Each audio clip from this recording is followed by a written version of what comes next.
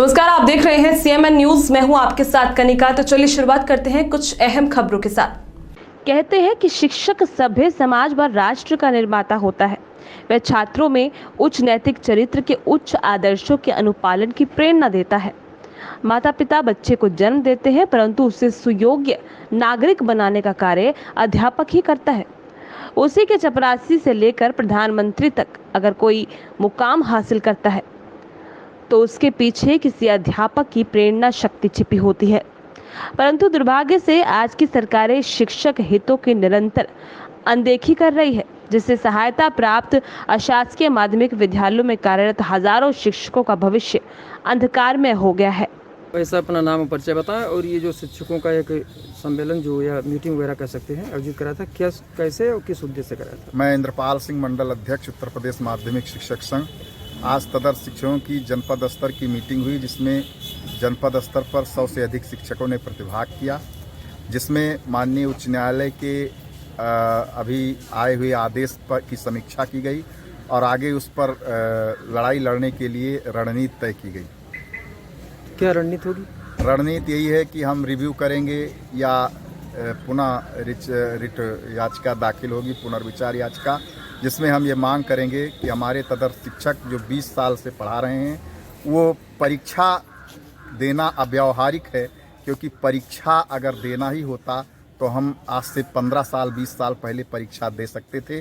आज वो मनोदशा नहीं है, वो स्थिति परीक्षा देने की हम लोगों की नहीं है। इसलिए हमको परीक्षा से छूट दिलाई जाए और हमारी सेवाएं सुरक्षित की जाएं, जो 10 साल से ज़्यादा सेवा दे चुके हैं। मैं SK सिंह, जिलाध्यक्ष माध्यमिक शिक्षक संघ राम जन्मगुट गोंडा। अभी हाल ही में माननीय सर्वोच्च न्यायालय द्वारा अशासकीय माध्यमिक विद्यालयों में जो सहायता प्राप्त हैं 2000 के बाद की नियुक्त शिक्षकों के विषय में जो निर्णय आया है, सरकार ने माननीय सर्वोच्च न्यायालय में उलझुल ढंग से जो तर्क प्रस्तुत किया, ये बताने का पूरी तरह से प्रयास किया कि जो अशासकीय सहायता प्राप्त माध्यमिक विद्यालयों में शिक्षक नियुक्त हैं वो पूरी तरह से अयोग्य हैं। अब प्रश्न ये उठता है कि आपने माननीय सर्वोच्च न्यायालय को गुमराह क्यों किया? 2000 के पहले जो शिक्षक नियुक्त थे वो योग्य हो गए और 2000 बाद के जो शिक्षक थे वो अयोग्य हो गए। एक ही नियमावली, एक ही तर्क के द्वारा, एक ही व्यवस्था के तहत नियुक्त शिक्षक, इसमें 2 गुटों में आपने बांट दिया, 2 संवर्ग बना दिया। एक संवर्ग योग्य हो गया, दूसरा संवर्ग अयोग्य हो गया। 2000 बाद जो शिक्षक हुए, माननीय सर्वोच्च न्यायालय को गुमराह करके जो आदेश कराया गया, इस निर्णय को मैं अधूरे मन से शिक्षक समाज की ओर से स्वीकार करता हूं। माननीय सर्वोच्च न्यायालय ने बहुत हद तक प्रयास किया था, शिक्षकों के भविष्य को संभालने की कोशिश की थी, लेकिन सरकार की हठधर्मिता के आगे उन्होंने भी संवैधानिक बाध्यता के तहत एक निर्णय दिया। जो निर्णय आया वो शिक्षकों के परिवार और शिक्षकों के जीवन को पूरी तरह से बर्बाद करने वाला निर्णय आया। यह निर्णय पूरी तरह से सरकार की हठधर्मिता की जीत हुई है। सरकार इधर उधर घूम करके जश्न का माहौल बना रही है, बता रही है कि हमने शिक्षकों के लिए बड़ी अच्छी व्यवस्था बनाई है, मैं इन्हें भारांक दूंगा, इन्हें परीक्षा में बैठाऊंगा। अब आप माननीय योग्य शिक्षा मंत्री जी, मैं चैनल के माध्यम से, TV चैनल के माध्यम से संदेश देना चाहता हूं आपको कि 40-50 वर्ष के हो चुके शिक्षक जब उसी पंक्ति में अपने पढ़ाए हुए छात्रों के साथ प्रतियोगिता में बैठेंगे, उनके हृदय पर क्या बीतेगी? कभी आपने इसको महसूस किया है? मैं आपको बता देना चाहता हूं कि IAS लाभी जो विशेष सचिव, प्रमुख सचिव जैसे महत्वपूर्ण पदों पर बैठे हैं, उनका एक सूत्री कार्यक्रम होता है कि अपना स्वार्थ सिद्ध करना। ये किसी भी सरकार के नहीं होते। जब सपा की सरकार होती है तो सपा का गुणगान करते हैं, बसपा की सरकार होती है तो बसपा का गुणगान करते हैं। इनका आपसे कोई लेना देना नहीं, इन्हें शिक्षक समाज से कोई लेना देना नहीं, इन्हें जनता के हित और अहित से कोई लेना देना नहीं। इनका सिर्फ एकमात्र मकसद है किसी तरह से अपना स्वार्थ सिद्ध करना।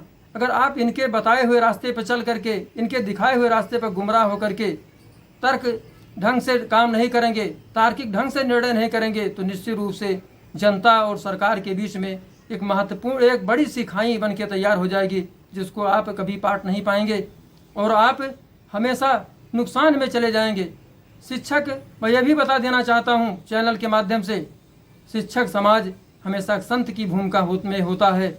संत तपस्वी होता है और इतिहास साक्षी है, जब जब राज सत्ता संतों से टकराई है तो राज सत्ता का क्या हश्र हुआ है आपको बताने की जरूरत नहीं, अब भली भांति तथ्य से अवगत हैं।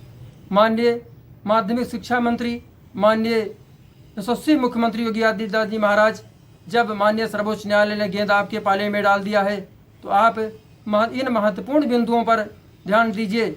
आप अगर परीक्षा कराने के लिए इतने ही बाध्य हैं तो परीक्षा कराएं, लेकिन विभागीय परीक्षा कराएं। प्रतियोगी छात्रों के बीच में बैठा करके इन शिक्षकों की परीक्षा मत लीजिए, नहीं तो जब प्रतियोगी छात्र बैठेंगे उसमें जब ये 40, 50, 55, 60 वर्ष के अध्यापक बैठ करके परीक्षा देंगे तो लोग हंसी उड़ाएंगे और कहेंगे ये अयोग्य थे, इस नाते यहाँ पर आए हैं। तो क्या आप अपने ही शिक्षक को अयोग्य साबित कराएंगे? इन छात्रों के बीच में हंसी का पात्र बनाएंगे? ये कतई शोभा नहीं देता। आप एक लोक कल्याणकारी सरकार की छवि को सबका साथ सबका विकास जैसा नारा देने वाले, लोकतांत्रिक मूल्यों की अवधारणा को स्वीकार करने वाले, समता मूलक समाज की स्थापना करने वाले आप एक महत्वपूर्ण सरकार के यशस्वी माध्यमिक शिक्षा मंत्री हैं। आप एक महत्वपूर्ण कदम उठाइए। अगर आपको करना ही है तो इन 3 महत्वपूर्ण चीज़ों पर ध्यान दीजिए। आप शिक्षकों को कम से कम 5 बार का अवसर दीजिए, विभागीय परीक्षा कराइए, इन्हें भारांक उचित ढंग से दीजिए। 1 वर्ष के सेवा के बदले कम से कम 5 अंक इनको प्रदान कराइए।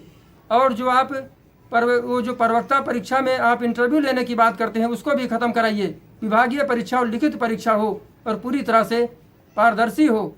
अगर इनके एक स्क्रीनिंग टेस्ट टाइप का हो, इन्हें परीक्षा से मत गुजारिए, अन्यथा ये जो है बहुत बड़ा इनको घात पहुंचेगा, बहुत बड़ा नुकसान इनकी हृदय को पहुंचेगा और शिक्षक समाज और उनका पूरा परिवार पूरी तरह से बर्बाद हो जाएगा। और इनके पूरे परिवार को बचाना है तो आपको लोकतांत्रिक मूल्यों की अवधारणा को स्वीकार करना होगा, नैसर्गिक न्याय के सिद्धांत की अवधारणा को स्वीकार करना होगा और उनके जीवन को बचाना होगा। आप भी एक शिक्षक हैं, शिक्षक की पीड़ा को समझिए और आप इनके जीवन को बचाइए।